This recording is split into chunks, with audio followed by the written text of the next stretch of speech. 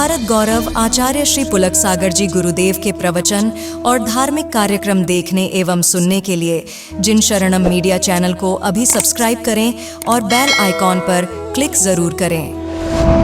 आदमी सोचता है कि छल करके दौलत कमा लूंगा, पैसा कमा लूंगा, रुपया कमा लूंगा। नहीं लहे लक्ष्मी अधिक छल कर, करम वंद विशेषता। भय त्याग दूध बिलाव पीवे, आपदा नहीं देखता। छल से लक्ष्मी मिलती तो ध्यान रखना, दुनिया में कोई निर्धन होता ही नहीं। लक्ष्मी तो पुण्य से मिला करती है, छल से नहीं मिलती है। छल से तो लक्ष्मी जाती है, छल से तो लक्ष्मी दामन छुड़ा लेती है। छल से तो लक्ष्मी आपके पास जो आज है कल किसी और के पास पहुंच जाएगी। जो पुण्य करते हैं उनको सब कुछ प्राप्त होता है। छल कपट से बचने का प्रयास करो। मान्यवर लोग कहते हैं कि सारी दुनिया में छल है, सारी दुनिया कपट करती है, कैसे इससे बचें, कैसे इनसे बचने का प्रयास करें। प्रश्न ही गलत है। दुनिया कपट करती है, मैं इससे कैसे बचूं? दुनिया धोखा देती है, मैं धोखे से कैसे बचूं? दुनिया मेरे साथ मायाचार करती है, मैं इस माया से कैसे बचूं? अरे नादान, ये मत सोच कि दुनिया धोखा करती है। अरे दुनिया क्या करती है? तेरा पूरा जोर दुनिया पर है। ये दुनिया पे रहने का विश्वास नहीं रह गया है। इस दुनिया में इतना छल है कि जीने का मन नहीं किया करता है। पागल, दुनिया में इतना छल है। आपसे निवेदन है, ये प्रश्न ही उल्टा है कि दुनिया में छल है तो मैं इससे बचूं कैसे? प्रश्न तो ऐसा होना चाहिए, क्या मैं निष्कपट में जीता हूं? महावीर कहते हैं दुनिया की परवाह मत कर, ध्यान रखना। जगत को सुधारने की चिंता मत कर यार, तेरा मन ही जगत है, पहले उसे सुधार।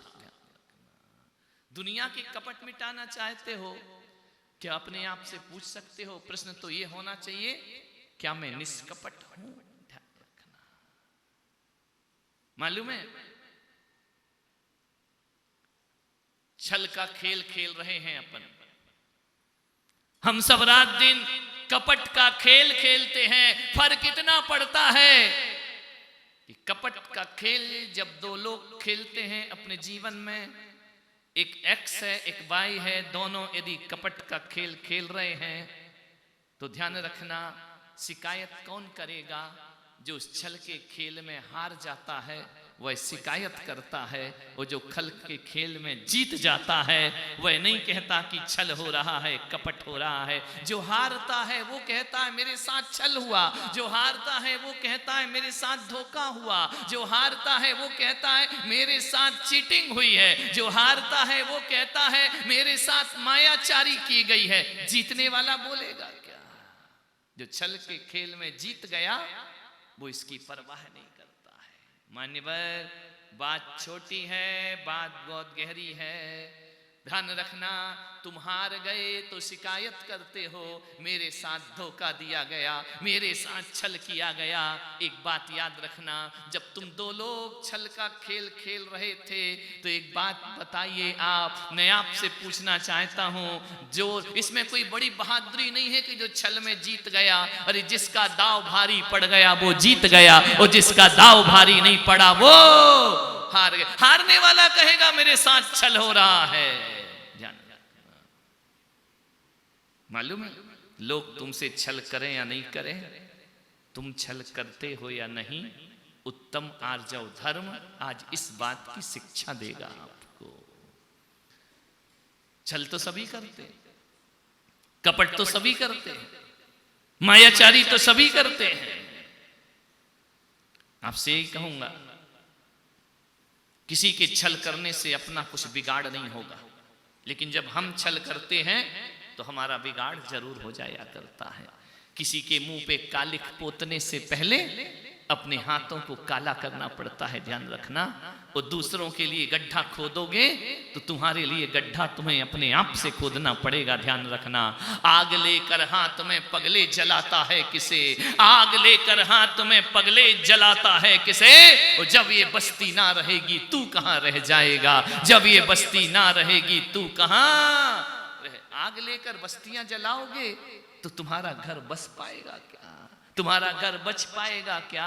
और पूरी बस्ती जला के तूने अपना घर बचा भी लिया तो फिर ऐसी मरघट की बस्ती में जीकर तुझे क्या प्राप्त होने, कुछ प्राप्त। अकेला घर बचे पूरी बस्ती जल जाए क्या मिलेगा जिंदगी में उसको, ध्यान रखिए। ये बस्ती है तो जीना है, ये लोग हैं तो हम जी रहे हैं। सोचो इस दुनिया से सब कुछ खत्म हो जाए और तुम अकेले इंसान इस धरती पर रहो तो बोलो वो तुम्हारी जिंदगी जिंदगी नहीं, मौत का दूसरा रूप हुआ करती है, ध्यान रखना। ये सब लोग हैं इसलिए तो आनंद आ रहा है, ये सब यहाँ एकत्रित हैं इसलिए तो उत्सव उत्सव सा लग रहा है, महोत्सव सा लग रहा है। किसी जंगल में अकेला छोड़ दिया जाए और बोले कि जाओ अब उत्सव मनाओ अपनी जिंदगी में, अरे वो उत्सव नहीं, वो किसी मातम से कम नहीं हुआ करता है। आग लेकर हाथ में पगले जलाता है किसे, जब ये बस्ती ना रहेगी तू कहां रह जाएगा। आपसे निवेदन है छल कपट से बचो। चिता जल रही है, उसमें छल भी बैठा है और निश्छल भी बैठा है, उसमें कपट भी बैठा है निष्कपट भी बैठा है। कभी ख्याल करना, होली को याद रखना, होली का दहन होता है ना हिंदुस्तान में, होलिका जलाई जाती है, होली होती है, अग्नि की चिता बनाई गई है, आग जल रही है, उसमें होलिका बैठी है। किसको लेकर बैठी है, किसको लेकर बैठी है, एक संकेत है, ध्यान रखना। बैठी या नहीं बैठी मुझे नहीं मालूम, ये कहानी सच है या झूठ मुझे नहीं मालूम, लेकिन उस कहानी ने संदेश बहुत अच्छा दिया है। उसने ये संदेश दिया है कि एक बुआ अपने भतीजे को लेकर के बैठती है, एक छल निश्छल को गोद में लेकर के बैठता है। आप बताइए जब छल निश्छल को गोद में लेके बैठता है तो बोलो नुकसान छल का होता है या निश्चल का नुकसान हुआ करता है। आपको मालूम है, प्रत्यक्ष उदाहरण है।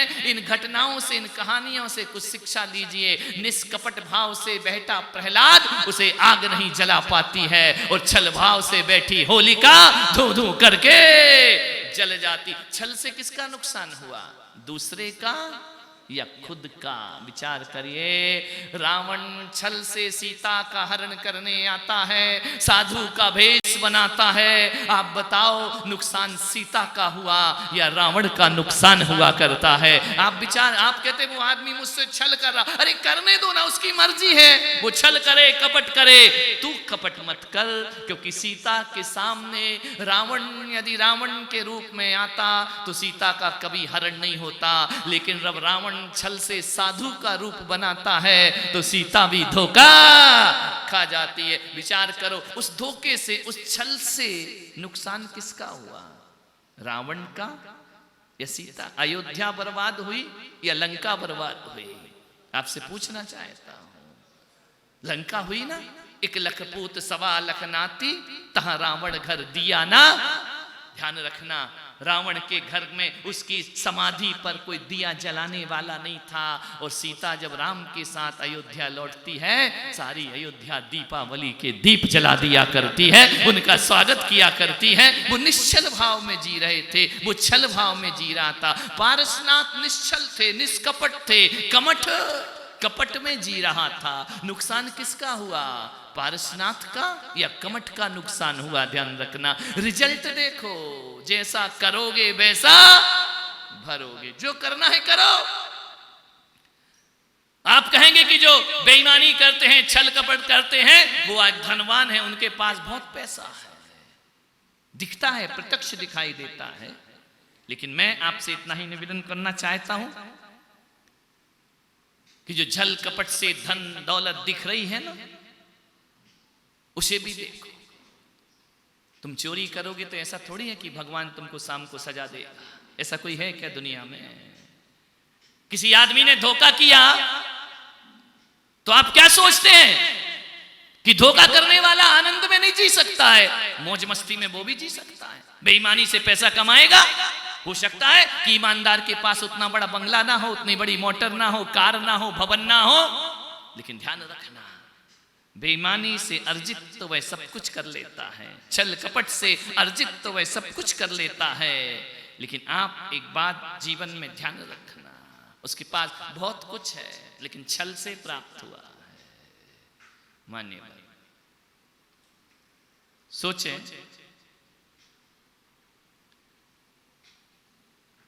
जीवन के बारे में थोड़ा सोचना है, थोड़ा सा चिंतन में जाना है।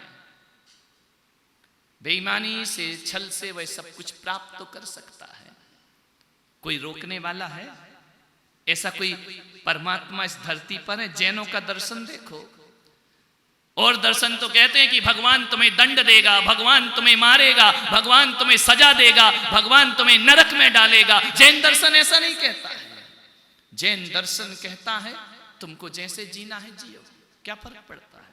तुम छल से भी जी सकते हो, तुम निश्चल भी जीवन जी सकते हो, कोई तुम्हारा कुछ ना बिगाड़ेगा। कोई हत्या करके भी खुशी मना सकता है और कोई अहिंसा में भी खुशी मना सकता है, कोई छल कपट से भी खुशी मना लेता है, कोई निष्कपट भाव से भी खुशी मना सकता है। कोई किसी, ऐसा कहीं सुना है आपने कि किसी ने दुकान में बेईमानी की और सवेरे उठ करके देखा तो उसका अंगूठा किसी ने काट दिया? ऐसा कभी देखा है क्या? कभी नहीं होता है। किसी ने हत्या की और दूसरे दिन उसकी गर्दन कट गई हो, ऐसा कभी नहीं हुआ करता है। ध्यान रखना, कोई परमात्मा तुम्हें सजा देने वाला नहीं है। और यदि परमात्मा सजा देने वाला होता तो यहां तुम गलत करते हो, वहां सजा तुम्हें। परमात्मा कोई कोर्ट थोड़ी है कि पेशी पर पेशी बढ़ाते रहेगा, अभी नहीं बाद में मिलेगी, अगली बार आओ, अगली बार आओ। परमात्मा ऐसा नहीं हुआ करता है, ध्यान रखना है। कोई परमात्मा ऐसा नहीं जो तुम्हें सजा देगा। तुम झूठ बोलो तो कौन तुम्हें मारने वाला है? कोई तुम्हें चोरी करो तो कौन तुम्हें सताने वाला है? कोई कुछ नहीं करेगा। अपने व्रतों का पालन छल से करो तो भी भगवान कुछ बोलने वाले नहीं है, ईमानदारी से करो तो भी भगवान बोलने वाले नहीं है। भगवान तो छोड़ो, कोई तुम्हें कुछ बोलने वाला नहीं है। आदमी स्वतंत्र है, जैसा जिए वैसा जी सकता है, कोई पाबंदी लगाने वाला नहीं है। सोचना आपको है, आपको कौन सी दुनिया चुनना है? छल कपट की दुनिया चुनना है या निष्कपट की दुनिया चुनना है? कभी सुपरमार्केट में गए? मॉल में आजकल बाजार लगा है, क्या होता है वहां? बताना, मैं तो आज तक गया नहीं, मैंने सुना है, मैं तो किसी मार्केट में नहीं गया। क्या होता है वहां पे? बोलो, सुपर मार्केट में क्या होता है? मॉल में क्या होता है? सामान लेने जाओ तो बोलो, सारा सामान रखा है ना पूरा। मैंने देखा नहीं है, बिना देखे बता रहा हूं कि सारा सामान वहां लगा रहता है, जिसको जो उठाना है ट्राली में डालते जाओ, डालते जाओ, डालते जाओ। अब तुम्हें जहर डालना है तो भी दुकानदार कुछ नहीं कहेगा, अच्छी चीजें डालना है तो भी दुकानदार कुछ नहीं कहेगा। उसे क्या लेना देना है? तुमको तो जो तुम्हारी चॉइस हो, जो तुम्हारी इच्छा हो, उसमें डालते जाइए, डालते जाइए, डालते जाइए। कोई हाथ पकड़ने वाला नहीं है, कोई रोकने वाला नहीं है, कोई रोक टोक नहीं करेगा। वहां करते हैं क्या सोहन जी? देखा है ना मार्केट में ऐसे ही। आजकल वो वाला थोड़ी है, वो अपना पुराना जमाना की टमाटर छांट छांट के ले रहे हैं। यहाँ तो जो रखा है रखा है, उठाओ ट्राली में रखो और आगे बढ़ो। कोई रोकता है तुमको? हाथ पकड़ता है? बोलो, मार्केट नहीं गए क्या? माता जी महाराज हो क्या? गए होगे ना? ऐसे ही होता है ना आजकल। हमारे समय ऐसा नहीं था। हमारे समय तो देखना पड़ता था, तराजू देखना पड़ता था। आजकल तो पैकेट पे ही सब लिखा रहता है, ये उठाओ ये डालो, ये उठाओ ये डालो, ये उठाओ ये डालो। ध्यान रखना, कोई तुम्हें रोकेगा? यदि तुम्हें जहर की शीशी है वहां उठा के रख ली, कोई तुम्हें समझाएगा? कोई कहेगा ये मत रखो? तुम्हारी चॉइस। तुमको अमृत रखना अमृत रखो, जहर रखना जहर रखो, कोई रोकने टोकने वाला नहीं है। ध्यान रखना, सुपरमार्केट में सब कुछ अपनी इच्छा से चलता है। और मैं आपसे कहता हूँ ये जिंदगी भी सुपरमार्केट है। सब कुछ तुम्हें अपनी इच्छा से जीना है। चाहे तो कपट का जीवन जी लो, चाहे निष्कपट का जीवन जी लो, चाहे तो ईमानदारी का जीवन जी लो, चाहे बेईमानी का जीवन जी लो। कोई तुम्हें रोकने वाला नहीं है। लेकिन ध्यान रखना, जैसे ही आपने कोई सामान रखा, कोई सामान रखा, कोई सामान ट्राली में रखा, ध्यान रखना bill bill bill bill bill तैयार हो रहा है। ध्यान रखना, आप रखते जाओ, कोई आप पूरी 10-10 ट्राली भर लो तो भी कुछ नहीं कहेगा। लेकिन जब निकलोगे और हाथ में जब पर्चा आएगा, देखिए भाई साहब आपने ये लिया है, ध्यान रखिए। जैसे ही बिल देखोगे होश उड़ जाएंगे, ध्यान रखना। वो ये देख करके मत जाओ कि सब अपना है, अरे उतना ही उठाना जितना तुम्हारे हाथ में पैसा हो, ध्यान रखना। यदि आपको जब बिल मिलेगा तब पता पड़ेगा कि मैंने क्या उठाया और क्या नहीं उठाया, इसकी कीमत क्या है। लेकिन आप बताओ, ये सब उठाने के बाद बिल बना या रखते गए और बनते गया? बोलो बोलो बोलो। एक पैकेट डाला, वहां तैयारी चल रही है, मशीन तैयार हो रही है, 2 डाले 3 डाले, लास्ट में तो वो दिखाता है। समझ में आ रहा? काउंटिंग तो शुरू हो जाती है। जो भी आप छल कपट करते हैं ना, वो चढ़ना तो शुरू हो गया, ध्यान रखना। बाद में तो तुम्हें बिल दिखाया जाएगा कि ये तुमने किया। कौन रोकेगा? आप बेईमानी करो ना, आर्जव धर्म है।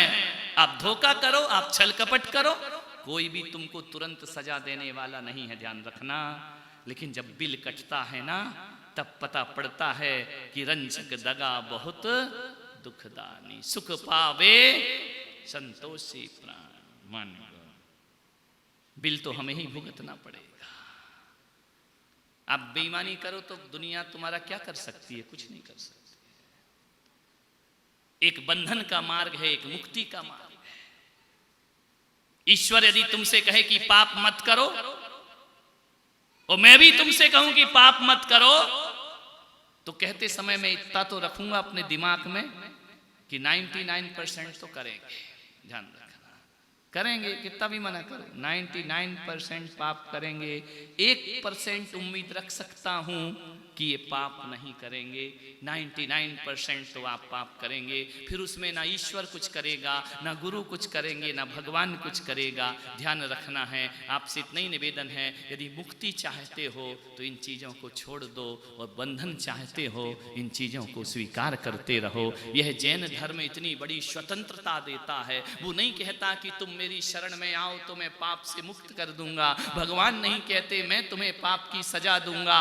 कुछ नहीं करता जैन दर्शन का ईश्वर। वह तो सिर्फ कहता है कि अशुभ करोगे तो अशुभ फल पाओगे, और शुभ करोगे तो शुभ फल पाओगे। सरलता में जियोगे, सहज हो जाओगे, परमात्मा के दर्शन हो जाएंगे। ध्यान रखना।